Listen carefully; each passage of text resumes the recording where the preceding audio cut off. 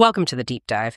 Today we're doing something really quite unique, I think. We're looking at human posture, Pilates, but through the eyes, or maybe the ears, of a horse. That's right. A specific horse, actually. Gandour, a former elite Arabian racehorse who is now, believe it or not, a key part of the teaching team at Studio Biopilates Paris. Okay, so what's the mission here? What can we possibly learn about our own bodies, our pelvis specifically, from a horse, even an elite one? Well, think about it. His entire career, his speed, his power, it all depended on perfect alignment. So the idea is, what insights can we get from a creature whose biomechanics had to be so efficient? The sources point to some key differences, but also a really powerful sort of simplified philosophy about movement. And Gandour's role isn't just symbolic, right? He's called the ear, a living mirror for the studio owner. Exactly. It sounds a bit out there, but it's highly technical. Horses are incredibly sensitive to tension, vibration. Gandour can apparently sense if someone's weight is off, if they're stiffening up. Just tiny cues. How does he show that? Subtle shifts. The way he orients his ears, maybe a tiny adjustment in his neck. It's instant feedback for the instructor, basically saying, okay, something's not quite just or right about this person's balance. Wow. That's quite something, a living biofeedback machine. Okay, so let's start where Gandour's expertise really comes from, his athletic past. Section 1, the pelvis, the athlete center. Absolutely. For any high-performance athlete, human or equine, the pelvis is fundamental. It's the bridge, the necessary passage between the trunk and the legs. It is the center of gravity. And if that center isn't stable, if Gandour's pelvis wasn't aligned mid-race, loss of power. Simple as that. Momentum leaks out. The kinetic chain breaks down. It's the same for us. If our pelvis shifts too far forward into antéversion or tucks too far back retroversion, the whole system compensates. Compensates how? What are the knock-on effects? Well, that compensation causes problems. Antéversion, that forward tilt, often means an overly arched lower back, maybe sacroiliac joint strain. Yeah. Retroversion, tucking under, that tends to flatten the spine, puts more pressure on knees, ankles. Even breathing can get restricted. Right. And what's fascinating here is the direct link Gandour makes. He apparently remembers that feeling a horse running with too much antéversion loses stride length, loses power. They're fighting their own body. So that feeling of inefficiency, of losing power, it's the same whether you're a thoroughbred or just, someone trying to move better. Precisely. It's that core feeling of fluidity versus restriction. His experience is grounded in that physical reality. Okay, that makes sense. Let's pivot then to the Pilates concept they teach there. Living neutrality. Neutral often sounds static, rigid, but living suggests something else. It really does. It's not about locking into one position. Gandour's perspective, or the one attributed to him, is that neutrality is this juste équilibre, this right balance. It's dynamic. It allows for suppleness, responsiveness. Think of a horse in a really good easy trot. That's the feeling. Finding that sweet spot for the spine where it's efficient, not compressed. Exactly. And to find it, we do need a bit of anatomy.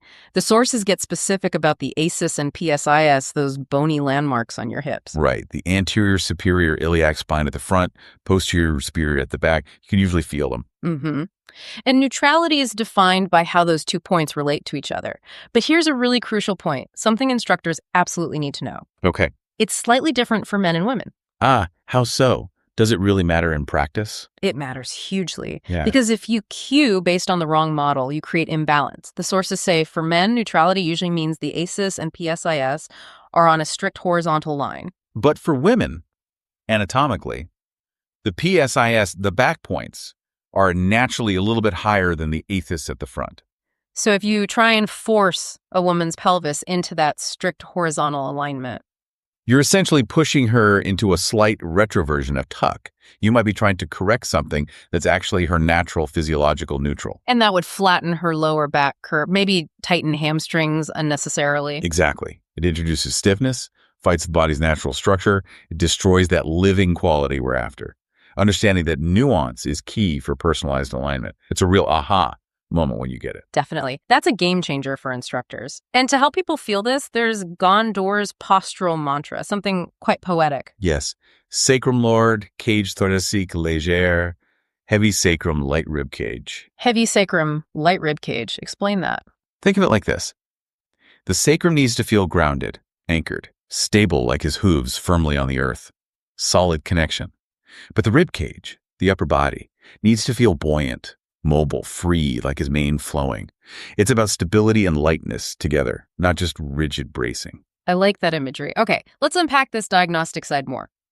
If Gandour is this living mirror, how does he quickly size up if someone's pelvic anchor isn't set right? He looks at 3 dimensions, right? Right. He, or rather the instructors interpreting his cues, break it down across the 3 anatomical planes. First, the most common one, the sagittal plane.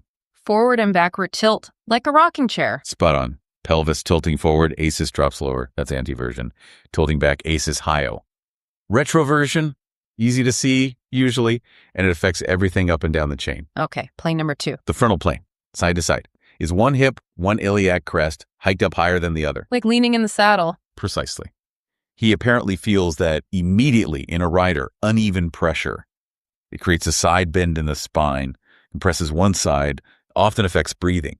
You see when people stand, too. Makes sense. And the 3rd plane, the trickiest one. Rotation. The transversal plane, this is about twisting, is one acis further forward than the other. Ah, okay. If you see one acis as, say, more anterior and a bit lower, that tells you that whole side of the ilium, that hip bone, is rotated forward. It's subtle, but it massively impacts how your leg muscles can work. The sources also mention the greater trochanter, that big bony lump on the side of your upper thigh bone, the femur. Why focus there? Because its position relative to the iliac crest tells you the truth of the hips, as the source puts it. Is the hip joint itself sitting in flexion or extension? Also. For instance, if that trochanter is sitting way forward, anterior to the crest line, it usually means the hip is in extension. That often goes hand in hand with a flatter lower back, maybe that retroverted pelvic tendency. A hip that's stuck or fidgety can't absorb shock well. Gandour would feel that stiffness instantly in a rider. It kills the horse's ability to spring. Okay, that detailed observation is fascinating. Which brings us to section 4. How do you take all that anatomical data and actually do something with it? How does it become practical for a student? They use a simple, clear 3-step method. Sentir, namer, agir.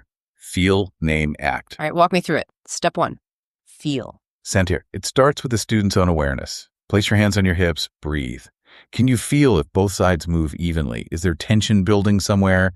You have to connect sensorially first, what's actually happening. Okay, build that internal map. Then, namer, name it. Yes. This is where the instructor, informed by Gandour's cues or their own sharp observation, gives precise feedback. Okay, I see your left hip crest is a bit higher, or your right acis is slightly forward, naming the specific asymmetry. Clear, objective. Not judgmental, just anatomical fact. Exactly. And that leads directly to step 3, agir, act. The exercises, the correction. Right. Based on naming, you act. Maybe it's activating the deep core stabilizers, the transverse abdominis, pelvic floor, the multifidus muscles along the spine. Or maybe it's stretching muscles that are too dominant, like tight hip flexors, pulling the pelvis forward into antéversion. They use specific Stott Pilates exercises tailored to these needs. Can you give some examples? Which exercises are particularly good for this pelvic work? Sure. Footwork on the reformer is a big one. Why footwork specifically? Because pushing the carrot away and controlling it back immediately shows how well you maintain pelvic stability under load. Any rotation, any tilting, any hip hiking, it becomes really obvious. It tests that base of support. Okay. What about someone stuck in that backward tuck, the retroversion? For that global pattern, the pelvic curl is key. How does that help? It forces you to articulate the spine, peel it off the mat bone by bone, rather than moving the pelvis and lower back as one stiff block. It encourages mobility segment by segment. Then you have things like knee folds or hip release for basic hip mobility and finding center. And for the side-to-side imbalances, the frontal plane? Lateral work, things like mermaid stretches, side overs on the equipment. They specifically challenge and rebalance that side-to-side symmetry in the torso and hips. What about rotation? That seems like the hardest one to fix. It can be tricky. Yeah. And the source's stress, correction, starts from the ground up, always. Meaning Lapui, just the correct footing. Before you fix the pelvis, you check the feet. Is the weight balanced? Evenly distributed between the ball of the big toe, the ball of the little toe, and the heel. If your foot's rolling in or out, the pelvis will be unstable. You fix the foundation first. That makes sense, like the horse's hoof needing a solid landing. Exactly that principle. And for rotation, the exercises often start unilaterally, working one side at a time. Why one side? Because the problem is asymmetry. You can't fix a twist by doing the same thing symmetrically on both sides. You need to target the side that's rotated forward or backward, guide it back towards neutral, stabilize it, then integrate it back into balanced two-sided movement. Every exercise becomes like a well-executed stride or foulée, originating from a stable pelvis. So we've gone deep into the anatomy, the observation, the correction. What's the big takeaway here? What does this all mean for someone listening, maybe thinking about their own posture or movement? I think the main message is that this precision isn't about achieving some kind of perfect static aesthetic. It's about efficiency. It's about longevity. Right. The core philosophy Gandour represents is that neutrality is living. It's adaptable. Yeah. It has to be able to shift, to breathe, to alternate between stability when needed and controlled mobility when needed. It's not a rigid grace. It's a strategy for moving well for longer. It's exactly a strategy to reduce wear and tear, to keep joints healthy. And the advice for instructors is powerful. Observe like a cavalier, like a skilled rider, because every tiny pelvic shift changes the whole picture, the whole kinetic chain. Millimeters matter. And the final thought, the message from the horse to us. Patience, perhaps. Finding pelvic neutrality isn't a quick fix or just about looking good. It's a fundamental approach to moving with more comfort, more efficiency, and less strain over your lifetime. The goal isn't to be perfect. It's to be just, balanced, right for your body. A really profound way to think about it. Learning about ourselves from the wisdom of a thoroughbred. Amazing. That's it for this deep dive.